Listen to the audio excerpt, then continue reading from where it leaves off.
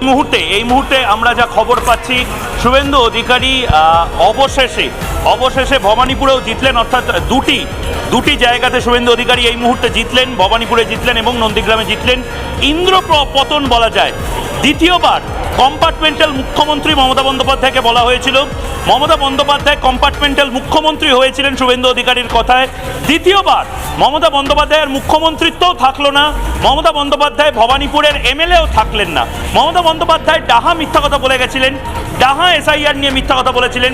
মমতা বন্দ্যোপাধ্যায়ের ক্রেডিবিলিটি চলে গেছিল এবং ভারতীয় সংবাদ মাধ্যমে আমরা যারা সংবাদকর্মী হিসেবে কাজ করছি, মমতা বন্দ্যোপাধ্যায় একটা সময় ব্র্যান্ড ছিলেন।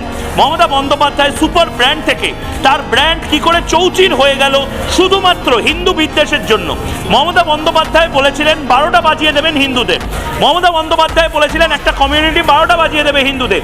আজকে মমতা বন্দ্যোপাধ্যায়ের দলের 12টা বেজে গেল। এই মুহূর্তে শুভেন্দু অধিকারী যেভাবে বলেছিলেন যে ভবানীপুরে শুভেন্দু অধিকারী জিতবেন, শুধু নয় প্রায় 15 থেকে 20 হাজার ভোটে জিতবেন, শুভেন্দু অধিকারী ঠিক সেই জিনিসটাই করলেন।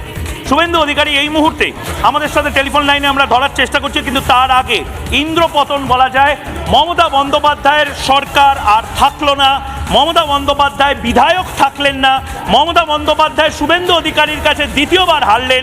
এই হার মমতা বন্দ্যোপাধ্যায়ের ব্যক্তিগত হার হতে চলেছে। এই হার মমতা বন্দ্যোপাধ্যায়ের কাছে সবচেয়ে দুর্ভাগ্যজনক একটি হার, যেখানে মমতা বন্দ্যোপাধ্যায় একা হয়ে পড়েছিলেন। না ছিল অভিষেক বন্দ্যোপাধ্যায়, না ছিল মমতা বন্দ্যোপাধ্যায়ের যারা ক্যাডাররা রয়েছেন। ইনফ্যাক্ট মহুয়া মৈত্ররা মমতা বন্দ্যোপাধ্যায়কে, সৃজিতা, মহুয়া মৈত্ররা মমতা বন্দ্যোপাধ্যায়কে হারানোর জন্য সাবোতাজ করেছিলেন বলে এখন মনে হচ্ছে। মহুয়া মৈত্র গুজরাটের মানুষজন যারা ভবানীপুরে ছিলেন তাদেরকে নিয়ে যে ভাষায় কথা বলেছিলেন, তাদেরকে গুজরাটিদের বলেছিলেন তারা স্বাধীনতা সংগ্রামে নাকি অংশগ্রহণ করেনি। এই মমতা বন্দ্যোপাধ্যায় তার কথায় অসীম বসু যেভাবে ভোলাগিরি আশ্রমের সাধুদেরকে অপমান করেছিলেন, এই জিনিস বাংলার মানুষ ভুলবে না। আমাদের সাথে লাগাতার টেলিফোনে বিভিন্ন সাধু সন্ত যোগাযোগ করার চেষ্টা করছেন।